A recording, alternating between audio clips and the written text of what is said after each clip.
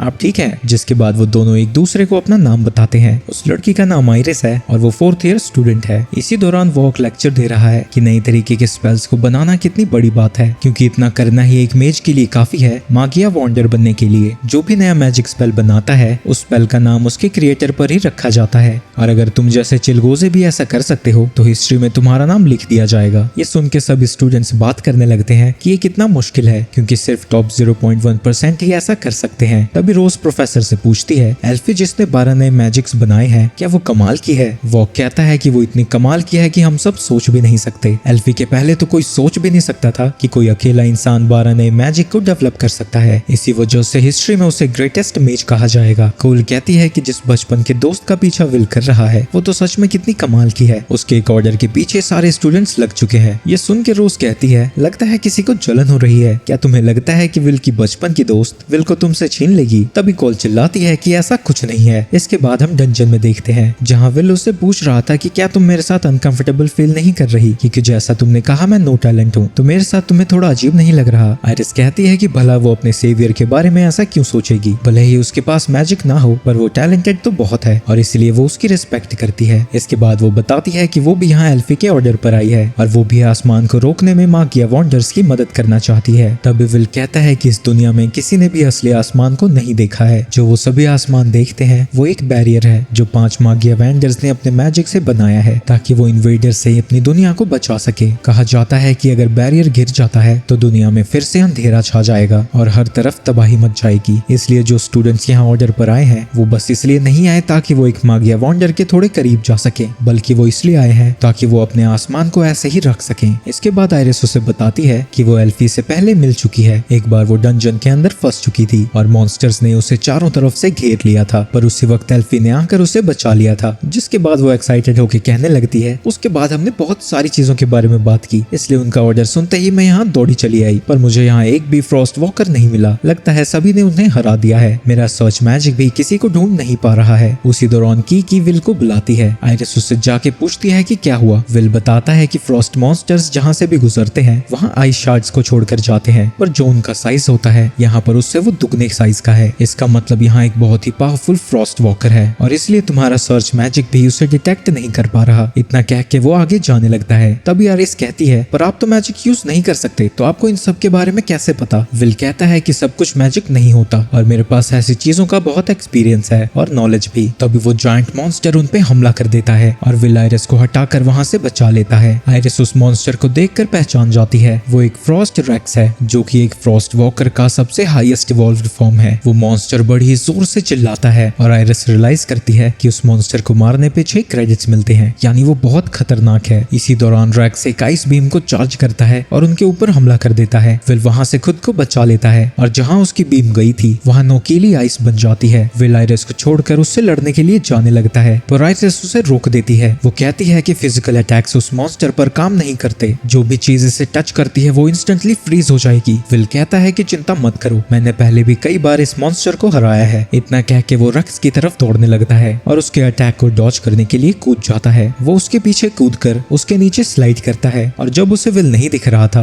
Racks चारों तरफ beam से हमला करने लगता है, जिसकी वजह से आयरिस और किकी को वहां से भागना पड़ता है। उसकी कंफ्यूजन का फायदा उठाकर विल उस मैजिक टूल को फेंक कर उससे फंसा देता है और विल उसके हमले से बचते हुए रेक्स को चारों तरफ से उस रस्सी से बांध देता है। वो रोप इतनी ज्यादा मजबूत थी कि उससे रेक्स के शरीर पर क्रैक्स आने लगते हैं और थोड़ी देर में ही वो उसे पूरी तरह से बांध देता है। विल उस मॉन्स्टर के सामने खड़ा हो जाता है और कहता है कि फ्रॉस्ट मॉन्स्टर्स फायर के आगे वीक होते हैं, यानी इन्हें एक्सप्लोसिव से भी हराया जा सकता है। रेक्स कोल्ड ब्रेथ का यूज करता है जिससे विल की स्किन जमने लगती है, पर तभी विल उस रस्सी को आग लगा देता है, जो कि बड़ी ही जल्दी उस मैजिक टूल तक पहुंच जाती है, जो असल में एक बॉम्ब था। उसके फटते ही उस मॉन्स्टर के चीथड़े उड़ जाते हैं। विल उस हुक को रिकवर करता है और उस मॉन्स्टर के कोर को ढूंढने चला जाता है। वहीं आयरिस पीछे से ये सब देख रही थी और कहती है कि तो ये है वो स्टूडेंट जिसके पास कोई मैजिक नहीं है। असल में तो जैसी अफवाहें सुनी थी ये उससे काफी अलग है, पर मैं इसकी रिपोर्ट दूंगी कैसे, क्योंकि भले ही उसमें मैजिक ना हो लेकिन वो बहुत स्ट्रॉन्ग है। पर जैसे ही विल कहता है कि अब हमें चलना चाहिए, वो फिर से अपनी एक्टिंग शुरू कर देती है। इसके बाद आयरिस को हम व्हाइट टावर में देखते हैं, जहाँ वो सबसे टॉप वाले रूम में जाती है, जहाँ 5 में से 4 मागिया वैंडर्स अपने थ्रोन पर बैठे हुए थे। वो स्ट्रॉन्ग लोगों को ढूंढ रहे हैं जो उस दिन काम आएंगे जिस दिन ये बैरियर टूट जाएगा, और आयरिस उनके लिए काम करती है। वो कहती है कि उस लड़के के अंदर जो कि मैजिक यूज नहीं कर सकता और उसका नाम विल है, उसमें बहुत ज्यादा टैलेंट है और उसे टावर के अंदर लाने के लिए रेकमेंड करती है। 2 मागिया वैंडर्स इसके खिलाफ थे, लेकिन सफेद बाल वाले को ये इंटरेस्टिंग लग रहा था। रेड हेयर कहता है कि उसे यहाँ लाने की जल्दी भी क्या है, अभी ग्रैंड मागिया फेस्टिवल आने जा रहा है तो हम उसके बाद डिसाइड करेंगे। सफेद बाल कहता है कि टैलेंटेड लोग टावर पे चढ़ने का रास्ता ढूंढ ही लेते हैं, पर अगर वो ऐसा नहीं कर पाते तो हम इसमें कर भी क्या सकते हैं। इसके बाद वो सभी मागिया वैंडर्स वहाँ से चले जाते हैं और एल्फी वहीं थी। आयरिस कहती है कि जिस लड़के के बारे में आपने मुझे बताया था वो तो सच में कमाल का है। एल्फी के पास विल का दिया गया कोर आ जाता है और वो कहती है, विल मैं हमेशा तुम्हारा इंतजार करूंगी। अकेडमी टोटल 12,000 पॉइंट्स देती है। अगर कोई स्टूडेंट्स मागिया वॉन्डर्स बनना चाहता है तो उसे कम से कम 7,200 पॉइंट्स को इकट्ठा करना होगा, और अगले टेस्ट में स्टूडेंट्स को गोलम से लड़ना था। अगर वो एक को भी हरा देते हैं तो वो पास हो जाएंगे। सबसे पहले सियोन और कोल जाते हैं और वो आसानी से अपने अपने गोलम्स को हरा देते हैं, पर क्योंकि विल के पास तलवार नहीं थी उसे गोलम से लड़ने में दिक्कत हो रही थी। वो पीछे जाकर उसे पंच करने वाला था, पर ये देख के सभी स्टूडेंट्स उसकी बेइज्जती करने लगते हैं कि वो कैसे मैजिक यूज नहीं कर सकता। ये सब सुन के वो थोड़ा नर्वस हो जाता है और वो गोलम उसे एक उल्टे हाथ का मारता है। उन्हें लगता है कि विल हार चुका है और वो सभी वहाँ से खुशी खुशी जाने लगते हैं। वहीं उसके बगल में ही हैना और विंगनल अपने अपने गोलम्स को बड़ी ही आसानी से तोड़ देते हैं। इसके बाद वहाँ एक और स्टूडेंट आता है और वो अपने आइस मैजिक को कास्ट करने लगता है और एक ही बार में सभी गोलम्स पर आइस के टुकड़े फेंक देता है और उन सभी को जमा देता है। इसका नाम जूलियस है और विंगनल और हैना के साथ ये तीनों अकेडमी के टॉप 3 स्टूडेंट्स हैं। ये तीनों बेसिकली पूरी अकेडमी के सेलिब्रिटीज हैं और उन सबके पास 10,000 से ज्यादा पॉइंट्स हैं, पर बेचारे विल के पास तो सिर्फ 5400 ही पॉइंट्स हैं, यानी वो ग्रेजुएट भी नहीं कर सकता। वो बेचारा अकेला बैठा सोच ही रहा था कि उसे क्या करना चाहिए। तभी वहाँ जूलियस और बाकी दोनों पहुंच जाते हैं और वो भी विल की बेइज्जती करने लगते हैं, पर विल फालतू में भिड़ना नहीं चाहता था तो वो बस साइड हो जाता है। जाते वक्त वो उन्हें ग्रैंड मैजिक फेस्टिवल के बारे में बोलता हुआ सुनता है। लंच के दौरान कोल विल के पास आती है और वो उससे कहती है कि अगर उसे मागिया वैंडर बनना है तो उसे मैजिक फेस्टिवल के दौरान कुछ धमाकेदार करना होगा। सिर्फ राइटिंग और प्रैक्टिकल के बेसिस पर वो आगे नहीं जाने वाला। वो आगे कहती है कि ऐसे कई सारे केसेस हैं कि स्टूडेंट्स के पास 7,200 पॉइंट्स नहीं थे फिर भी उन्हें चुन लिया गया था। ग्रैंड मैजिक फेस्टिवल एक बहुत बड़ा इवेंट है जो हर 2 साल में एक बार होता है, जहाँ अलग अलग तरह के इवेंट्स होते हैं और यहाँ पर टावर के टॉप लोग आकर उन्हें चुनते हैं जो कि उन्हें सबसे ज्यादा टैलेंटेड लगता है। तो ऐसा कहा जा सकता है कि अपर मैजिक इंस्टीट्यूशन में एडमिशन यहीं से होती है। यहाँ 4 मैजिक फैक्शंस बेस्ट स्टूडेंट्स को रिक्रूट करने के लिए पहुंचे होते हैं, तो अगर इनमें से कोई भी तुम्हें सिलेक्ट कर लेता है तो तुम्हारा टावर में जाना पक्का हो जाएगा। पर विल पूछता है कि पर वो ग्रेजुएशन रिक्वायरमेंट्स को इग्नोर क्यों करेंगे जबकि रिक्वायरमेंट्स फुलफिल करने वाले इतने तगड़े लोग हैं। ऊपर से मेरे पास तो मैजिक भी नहीं है जो मैं उन्हें दिखाकर इम्प्रेस कर सकूं। कोल कहती है कि एक और रास्ता है, टावर से वॉचर्स नीचे भेजे जाते हैं जो कि टैलेंटेड स्टूडेंट्स को स्काउट करते हैं, पर विल को लगता है कि ये वॉचर्स की कहानी बस झूठी है और फेस्टिवल में सिलेक्ट होने का उसका कोई चांस नहीं है, तो वो बस पिछली बार की तरह बाकी के स्टूडेंट्स की प्रिपरेशन में मदद करेगा। कोल को यकीन है कि अगर विल फेस्टिवल में पार्टिसिपेट करता है तो सभी का नजरिया उसके लिए चेंज हो सकता है, पर विल अभी भी राजी नहीं होता क्योंकि अगर वो पार्टिसिपेट करता है तो वो एक एथलीट फेस्टिवल बन जाएगा और जब उसने सेकेंड ईयर में पार्टिसिपेट किया था उसकी बड़ी बेइज्जती हुई थी और बेचारा उस ट्रॉमा से अभी तक नहीं उभर पाया है। आगे हम देखते हैं सभी स्टूडेंट्स ग्रैंड मैजिक फेस्टिवल की तैयारियां शुरू कर चुके हैं और ये सारी चीजें विल और कोल देख रहे थे। कोल फिर से उसे कहती है कि अगर वो फेस्टिवल में पार्टिसिपेट करता है तो उसे जरूर कोई ना कोई सिलेक्ट कर ही लेगा, पर विल फिर से कहता है वो मैजिक तो यूज कर ही नहीं सकता, तो आखिर वो उन्हें दिखाएगा क्या। तभी कोल को एक लॉकर के ऊपर बैरियर महसूस होता है। वो बड़े ही अच्छे से छुपा हुआ है पर उसे यकीन है कि यहाँ एक बैरियर है जो वो कीकी की मदद से डिस्ट्रॉय कर देती है। झांकने के बाद उन्हें पता लगता है कि वहाँ एक खुफिया रास्ता है। जब वो दोनों वहाँ पहुँचते हैं वो देखते हैं कि कई स्टूडेंट्स वहाँ बैट कर रहे थे कि कौन फेस्टिवल में जीतेगा और वहाँ सियोन भी था जो कि विल को देखकर कहता है तुम यहाँ क्या कर रहे हो। तभी कोल कहती है ये रूम हमें बस अचानक से ही मिल गया और अगर तुमने दोबारा विल से बदतमीजी की तो मैं तुम्हारा हुलिया बिगाड़ दूंगी। तभी विल कहता है तुम यहाँ क्या कर रहे हो, मुझे नहीं लगता कि तुम यहाँ बैटिंग करने आए हो। सियोन कहता है कि तुम्हारा इससे कोई लेना देना नहीं है। तभी उसके दोस्त बड़बड़ करने लगते हैं कि तुम्हें क्या लगता है कि ये यहाँ इसलिए आया है क्योंकि हैना और विंगनाल इससे आगे निकल चुके हैं, तुम्हें क्या लगता है। सियोन को लगता है कि टॉप 3 स्टूडेंट्स की रेस से ये पीछे हो चुका है इसलिए यहाँ आया है। ऐसा कुछ भी नहीं है। ये सब सुन के सियोन उन्हें चुप रहने को कहता है और कोल इस बात के लिए उसे चिढ़ाने लगती है, पर कोल कहता है कि ऐसी कोई बात नहीं है, मैं उनसे पीछे सिर्फ राइटिंग टेस्ट में फेल होने की वजह से हूँ। मेरी मैजिकल पावर उन्हीं के जितनी है और तब से मैंने वैसे भी बहुत ज्यादा ट्रेनिंग की है। पर एक सेकंड, मैं ये सब तुम्हें क्यों बता रहा हूँ। जिसके बाद वो वहाँ से चला जाता है। क्लास के खत्म होने के बाद विल वहाँ से जाने लगता है। तभी कोल उससे कहती है कि अगर वो डंजन में जा रहा है तो वो भी उसके साथ जाना चाहती है, पर विल कहता है कि आज रात उसे काम है तो वो उसके साथ नहीं घूम सकता। ये सुन के कोल उदास हो जाती है। विल जीना के रेस्टोरेंट में काम कर रहा है जहाँ डॉव्स और माइनर्स काम खत्म करके खाना और दारू शारू पीने आते हैं। डोनोवन को उसके लिए बुरा लग रहा था और वो कहता है कि तुम्हारे लिए ये सब कितना मुश्किल है। वो बेचारा सुबह सुबह न्यूज़पेपर्स डिलीवर करता है, सारा दिन क्लास में इधर उधर होता रहता है और रात को उसके दिन का अंत जीना के रेस्टोरेंट में काम करने से होती है। उसकी जिंदगी झंड है पर बेचारे के पास चॉइस ही कहाँ है। उसे स्कॉलरशिप नहीं मिली थी तो फीस भरने के लिए उसे ये सारे काम तो करने ही होंगे। पर डॉनोवन कहता है अगर तुम ग्रैंड मैजिक फेस्टिवल में हिस्सा लोगे तो शायद तुम्हारा कुछ हो सके, पर विल कहता है नहीं वो मेरे लिए है नहीं। तभी जीना चिल्लाती है विल बकबक करना बंद करो और काम पे ध्यान दो, तुम्हारा दोस्त तुमसे ज्यादा काम कर रहा है। रोस्ट भी विल की मदद करने के लिए वहाँ आया हुआ था और विल इसके लिए उसका शुक्रिया अदा करता है। जीना कहती है कि एक वर्कर काम छोड़ के चला गया है तो अगर वो जल्दी नया वर्कर ढूंढ कर नहीं लाता तो सारा काम उसे ही करना पड़ेगा। पर तभी सारे डॉग्स उससे चिपक जाते हैं और कहते हैं इसकी कोई जरूरत नहीं है, विल 2 लोगों का काम आराम से कर सकता है। सभी लोगों के जाने के बाद रोस्टी कहता है कि यहाँ पर काम करके तुम्हें बहुत कम पैसे मिल रहे हैं, क्या प्रोफेसर वॉकनर तुम्हारे लिए कोई अच्छी जॉब नहीं ढूंढ सकते। पर विल कहता है कि वो उन्हें और तकलीफ नहीं देना चाहता और वैसे भी उसे डॉग्स बहुत पसंद है क्योंकि वो ऑनेस्ट है और अपनी मेहनत का खाते हैं और मुझे भी वो लोग बहुत पसंद करते हैं। उसी वक्त वहाँ जूलियस और उसके दोस्त पहुंच जाते हैं। जूलियस भड़क जाता है क्योंकि वो सब ऐसी सड़ी हुई जगह उसे लेकर आ गए थे, पर उसका पंटर कहता है कि सिर्फ यही जगह खुली थी। तभी जूलियस की नजर विल पर पड़ जाती है और वो कहता है अबे चिंदी, तू भी यहाँ काम करता है, वाह एक सड़ा हुआ बियर बार और एक सड़ा हुआ स्टूडेंट, तुम तो एक दूसरे के लिए ही बने हो। ये सुन के डॉनन जूलियस को गुस्से से देखने लगता है, पर जूलियस कहता है तुम्हारे जैसे डॉफ की मुझे ऐसे देखने की हिम्मत कैसे हुई, तुम्हारी खुद की दुनिया तो सेलेस्टियल ने तबाह कर दी है और तुम यहाँ सिर्फ हमारी मेहरबानी से रह रहे हो, तुम्हारी औकात नहीं है कि तुम हमें नजरें उठाकर भी देखो। डॉनन अपने गुस्से को शांत करने की कोशिश करता है क्योंकि उसके अलावा वो कुछ भी नहीं कर सकता। ये सच है कि डॉव्स यहाँ के रेफ्यूजीज हैं, पर एल्व्स के साथ भी सेम केस है, पर ह्यूमन सिर्फ डॉव्स को ही इतनी बुरी तरह से ट्रीट करते हैं और अगर वो जूलियस के खिलाफ कुछ करते भी हैं तो शहर के सारे डॉव्स पर मुसीबत आ जाएगी। इसके बाद जूलियस और उसके दोस्त